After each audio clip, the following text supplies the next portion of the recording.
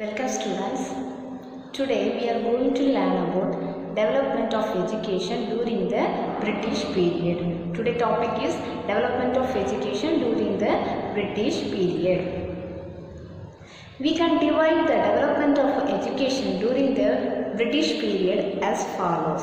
We can divide the development of education during the British period into four. Okay. The first period is period between 1813 and 1853. The first period is 1813 and 1853. The second period is 1854 and 1902. The third period is 1902 and 1920. The fourth period is 1921 to 1947.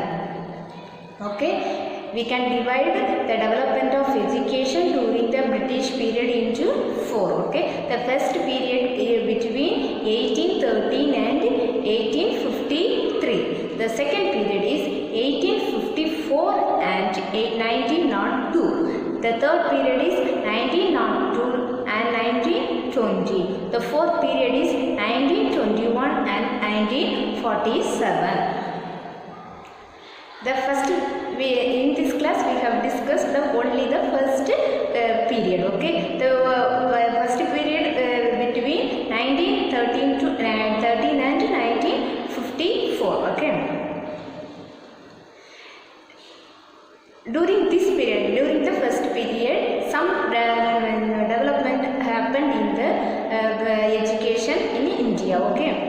During this period, there were Charter Act 1813, the second Charter Act 1833, Macaulay Minutes, Resolution of Bentings, Downward Filtration Theory, Adams Report. These developments had happened in our education during the British period between 1813 and 1854. First, Charter Act 1813. Okay. In East India Company was taking responsibilities for educating the people of India. So the Charter Act 1813 was enacted by British Parliament. The first point says the East India Company take full responsibilities of educating the Indian people. So the Charter Act 1813 was enacted by the British Parliament. Okay. The next, the British Parliament introduced in Charter Act 1813 the Governor General of India spending 1 lakh per annum on Indian education under the article number 43 of this act. Okay, the British Parliament instructed in Charter Act 1813 that Governor General of India spending 1 lakh rupees per year on Indian education under the article number 43 of this act. Okay, then the British Parliament stressed that the East India Company must give science education to the people of India. This is the Charter Act 1813. Okay, what is the first point in Charter Act 1813? East India Company was taking the responsibility of educating the Indian people. So that Charter Act 1813 was enacted by the British Parliament. In this Charter Act, British Parliament stressed that the Governor General of India spending 1 lakh per year for educating the Indian people under the article number 43 of this act. Okay. The next point, the British Parliament again stressed one more thing, that is in East India Company must give science education to the people of India. Okay. This is the Charter of Act 1813. Next Charter Act. Charter Act 1833. First is the Charter Act 1813, second 1833. Okay. The Charter Act 1813 was modified as Charter Act 1833 by the British government. Okay. The Charter Act 1813 was modified as Charter Act 1833 by the British Parliament. The modified Charter Act 1833 as below. Okay. First point, Christians could preach their religion in India. The Charter Act 1833 says Christians can preach their religion in India. Okay. The second point, based on the Governor General of Bengal Act, all religions in India had to create their education system. This is the second point. Okay. Then next, educational grant of rupees 10,000 was granted to each province of India. Province in India. Okay. This is the Charter Act 1833. Charter Act 1833 says Christian can preach their religion in India. The second point, based on the Governor General of Bengal Act, all religions in India had to create their own educational system. Educational grant amount rupees 10,000 was granted to each province in India. This is the Charter Act 1833. Okay. This Charter Act 1813 was modified as the Charter Act 1833. Okay. Next, minutes of Macaulay. Next development, minutes of Macaulay. Okay. Macaulay was regarded as the architect of education system in India. Macaulay was regarded as the architect of the system of education in India. He was appointed as the President of General Committee on Public Instruction by the Governor General Lord William Bentinck. Okay. Macaulay was regarded as the architect of the system of education in India. He was appointed as the President of General Committee on Public Instruction by who?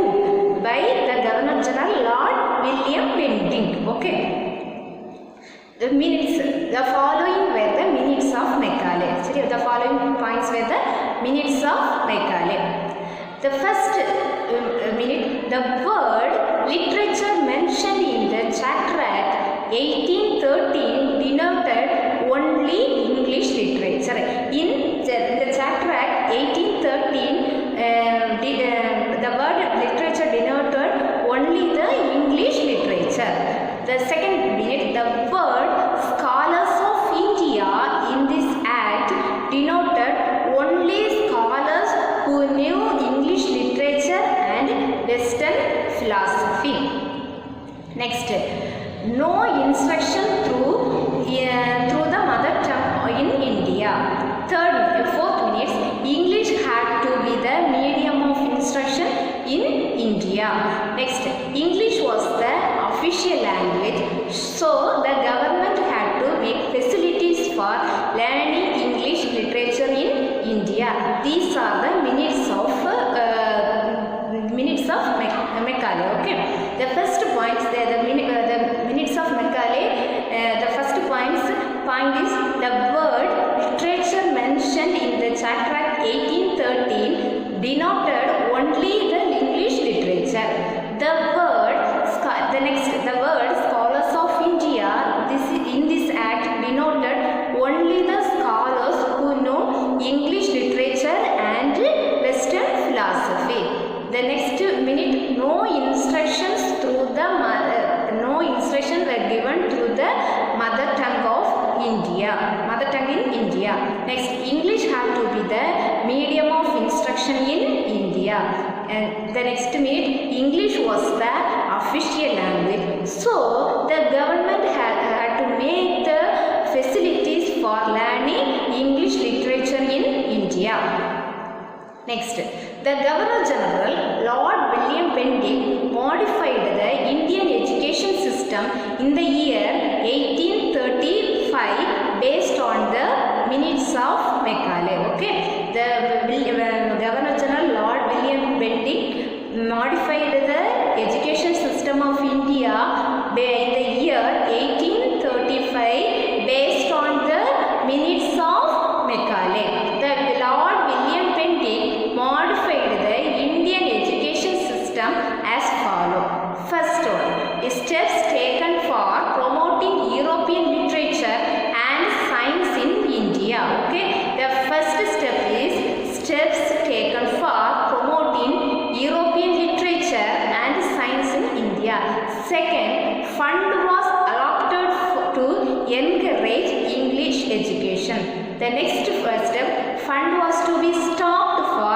traditional Indian education. The next point, no fund for printing books on traditional Indian literature. The next point, English would be the only medium of instruction in schools in India. This is the points in Lord Bentinck modified the education system in India. Next, downward filtration theory. So the next heading is downward filtration theory. This downward filtration theory was proposed by Lord Macaulay. Okay, this downward filtration theory was proposed by who? Lord Macaulay. According to this downward filtration theory, the government had to give education to upper caste people in India, and this education would flow to the middle class, and the education might flow slowly to the lower caste people. Okay, according to this filtration theory, the government had given the education to only the upper caste people. From the upper caste people, this education slowly flow to the middle class people. From them, the education then flow to the lower caste people. This theory also recommended English education to the upper caste people in India.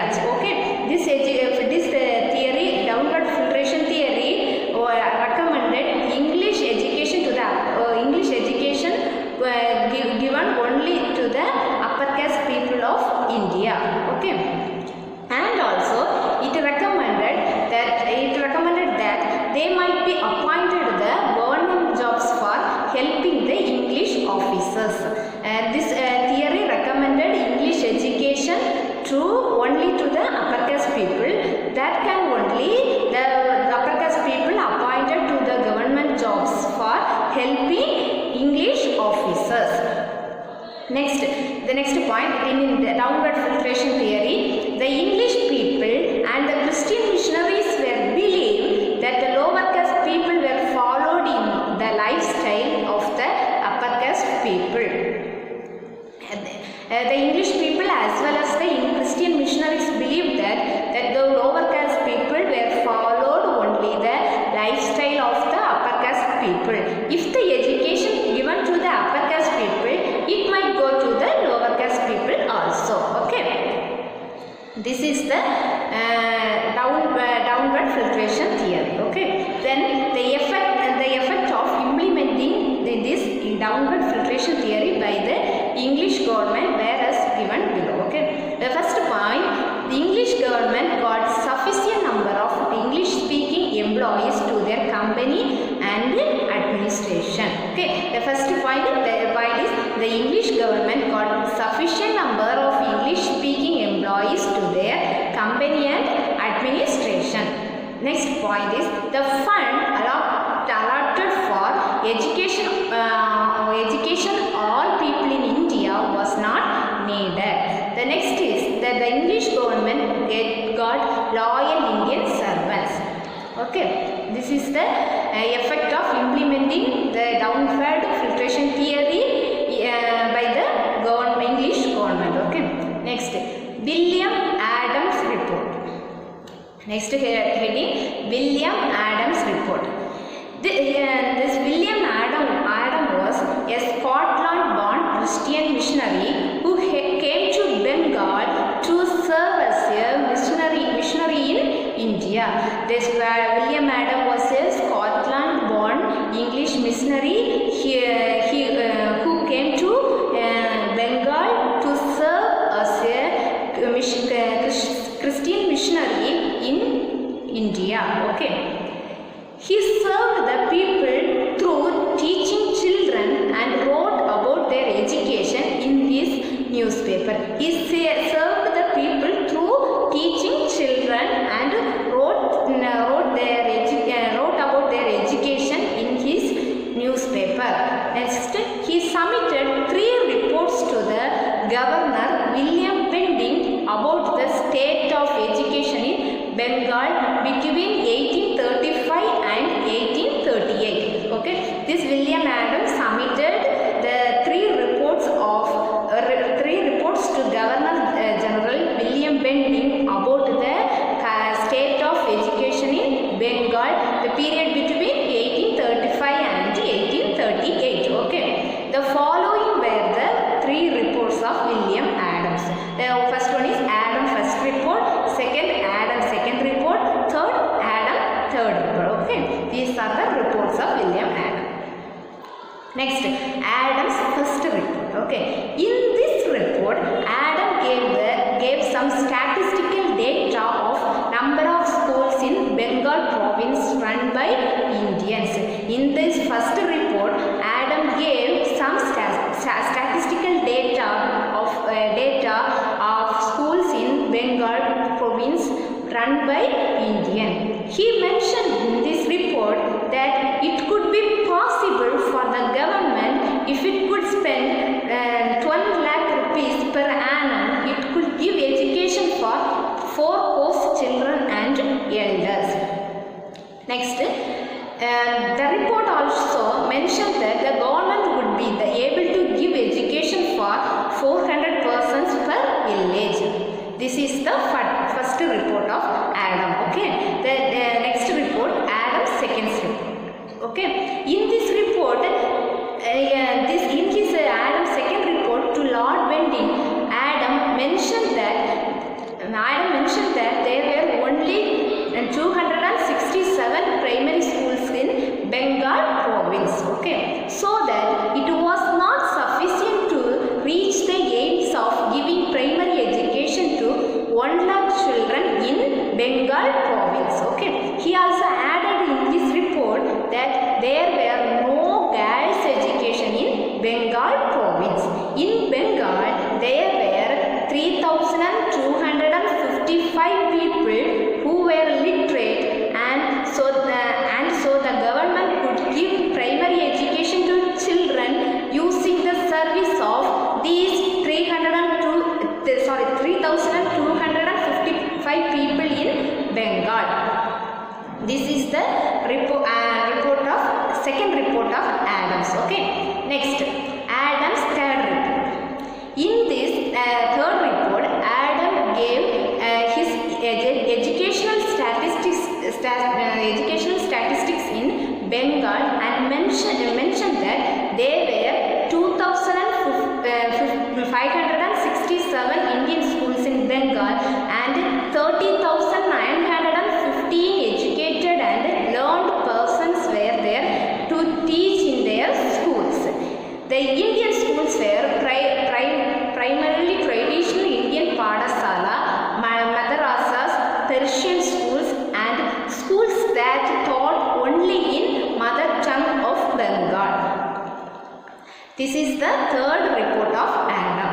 Okay, Adam in his report to the government explained that Indian traditional schools gave primary education to the children so that they could understand their basics with an atmosphere that they were familiar to the children. Next, he also mentioned that the funds for these schools were denoted by parents themselves. Next, Adams' reports explained clearly the Indian educations to the English government. These are the development happened during the English period between the year 1913 and 1954. Okay, students, have you understood? Okay, thank you.